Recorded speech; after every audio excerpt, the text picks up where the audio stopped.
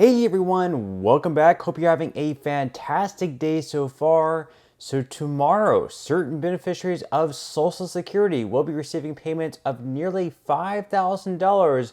We're going to be going over who is going to be receiving those payments. Plus, yesterday, the Trump trial really just spun into complete chaos as the first witness for the defense team for Trump's defense really, kind of got under the skin of the judge, and the judge ended up having to throw everyone out of the courtroom, including the media. We will be covering that as well. But before we go ahead and dive into the main content of today's video, if you wouldn't mind helping me out real quickly by just giving this video a like, that just helps out with the good old YouTube algorithm, and also consider subscribing to my channel if you have not already. Plus, if you would like to receive up to $200 in free stock or $200 in free cash, in a pinned comment below, I will be leaving a link to Robinhood. All you have to do is once you click on that link is just sign up for a free account and then simply link your bank account. You do not even have to make an opening deposit. At that point, Robinhood will be sending you one free stock worth all the way up to $200. And if you'd really just have the cash, all you have to do is once you receive the free stock, is just sell for what it's worth and then transfer the cash value right back to your bank account.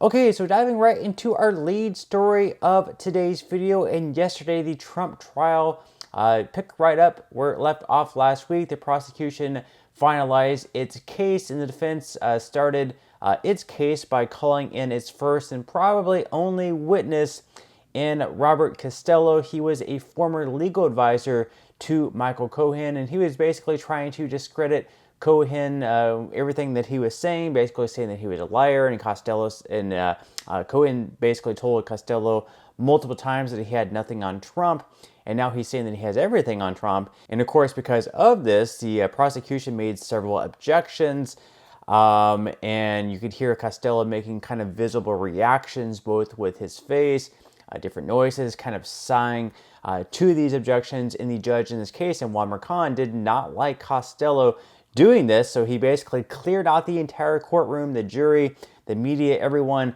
and he really, dug into Costello because of this. Let's go ahead and watch. Let's walk through what's going on the stand right now because it sounds rather intense. The defense has called Robert Costello as a witness. He was a lawyer who at one point had advised Michael Cohen. In the last few weeks, he has been coming out and saying that Michael Cohen is lying about him on the stand. He testified before Congress, before Republicans in Congress.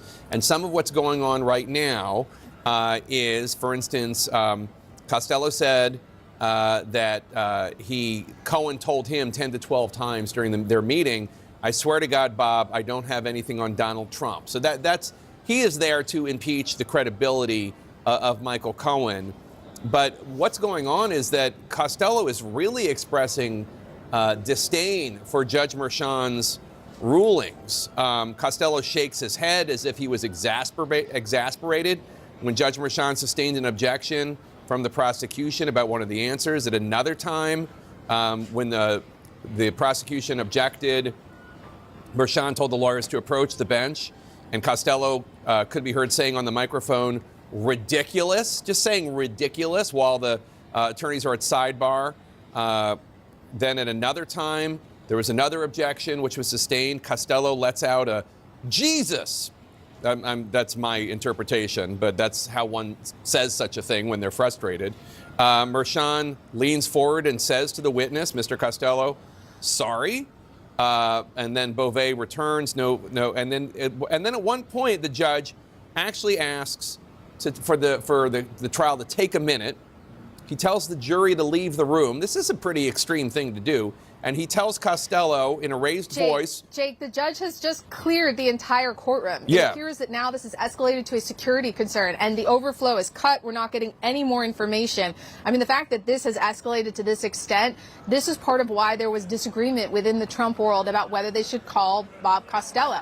The only reason he is being called is because the client insisted that he be called. There were people on Trump's team that thought he would be too much of a liability. And the fact that the judge has now reprimanded him for staring him down, this is really taking a turn. So, that's I was getting to that. He told Costello in a raised voice when he told the jury to leave, "Mr. Costello, you're to remain seated." The jury leaves. Then Costello, after another sustained objection, Costello rolls his eyes lets out an audible sigh, side glances the judge. The judge says, I want to discuss proper decorum in my courtroom. The judge says, you don't give me a side eye and you don't roll your eyes. The judge says, when there's a witness on the stand, if you don't like my ruling, you don't say geez, you don't say strike it. Costello holds a long glare at the judge. Judge Merchan says, are you staring me down? Then the judge says, clear the courtroom. There's yelling by security officers at the press to leave. The video is cut. Court security says nobody can come back in. Paula, you have a JD. You've been covering court cases for quite some time. Have you ever seen anything like this? No, this is unbelievable, and I know Bob Costello quite well. I've talked to him for about a decade. The fact that he would allow this to happen on the stand, it suggests in many ways that he is probably posturing for the defendant. Remember, it's the defendant that overrode his own defense attorneys. They said this is not a good idea. Do not put Costello on the stand. He overrode them because he loved Costello's performance in Congress last week, where he attacked not only Bob Costello, but also this case and the judge. So the fact that Costello would conduct himself in a trial like this, potentially jeopardize a case like this, I am actually pretty surprised, but it validates the concerns that have been expressed by members of Trump's defense team about why they did not want to call Costello, and also reminds us why when the defendant calls the shots and not the defense attorneys, you can have something like this happen. Now, of course, Trump did not like this.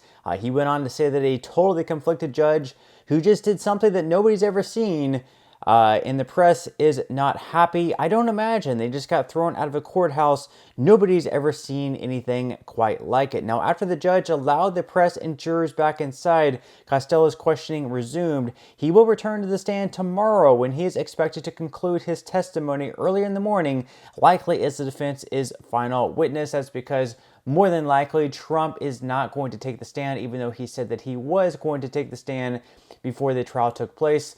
Usually, the person on the defense will not be taking the stand. It's very, very rare that they do. Usually, it's going to cause them more damage than good. So I'm sure Trump's defense lawyers are really urging him not to take the stand, even though he probably would if it was up to him to take the stand. Now, in some other news, of course, tomorrow there are going to be payments worth up to nearly $5,000 for certain beneficiaries of Social Security who are eligible to receive the max payment. So according to Newsweek, Social Security payment of up to $4,873 to go out this week. So a selection of Social Security recipients will receive their monthly payment this week. Payments of up to a maximum of $4,873 will be sent out this week to some Americans who collect retirement benefits from the Social Security Administration. Payments are made to retired individuals aged over 65, qualifying disabled people, and survivors of deceased claimants. However, not every claimant is paid on the same date each month. So on Wednesday, tomorrow, May 22nd, Social Security payments will be made to those born between the 21st and 31st of any given month in the year. Payments for those born on dates earlier in the month should have already received their check. So you can see up on the screen, we have the payment schedule for May. We can see the payments were already sent on May 1st, May 3rd, May 8th, and May 15th. Tomorrow, May 22nd, once again, those payments are going to be going to those born between the 21st and 31st of any given month. And then finally, the last payments going out in May are going to be on May 31st. That's going to be a Friday. Those payments are going to be going to individuals receiving SSI. That's because June 1st, which is where they would typically be receiving their payments, is going to be falling on a Saturday. And anytime the first of a month falls on a weekend or a holiday, SSI recipients just receive their payment one day earlier, the Friday earlier. That's why you're going to be receiving two payments in the month of May. If you are currently receiving SSI benefits, and once again, there are not going to be any payments going out in June. So just keep that in mind. There's going to be two payments in May, but no payments in June. Now, another thing to keep in mind, if you recently retired, if you just recently started receiving Social Security benefits during the pandemic, let's say like 2020, next year could be a shock for you because over the past few years, really since you started receiving Social Security benefits, you've been receiving these huge cost of living adjustments. This is not something that's completely normal. Usually it's anywhere between, let's say, like 2 to 3%. But over the past few years, you've been receiving like 5.9%, 8.7%, and close to 4%. So according to the Motley Fool here, Social Security recipients who retired during the pandemic era face a COLA shock next year. Here's why. So that if you first started claiming Social Security in the past couple of years, you've experienced something very different than those who retired and got their benefits before you. The annual Social Security benefits increases that came your way have been generous raises that gave you a good amount of extra money in your checks. So for recent retirees, here were the benefit increases that Social Security saw each and every year. So back in 2024, this year, the benefits did increase by 3.2%. Compared with the prior year. Then the year before that, in 2023, there was that massive 8.7% increase that was the highest in 40 years. And then finally, the year before that, in 2022, benefits jumped by 5.9%. Next year, it is expected right now, the latest projection was 2.6%. And usually that's the typical thing, anywhere between 2 to 3% is what you will typically see.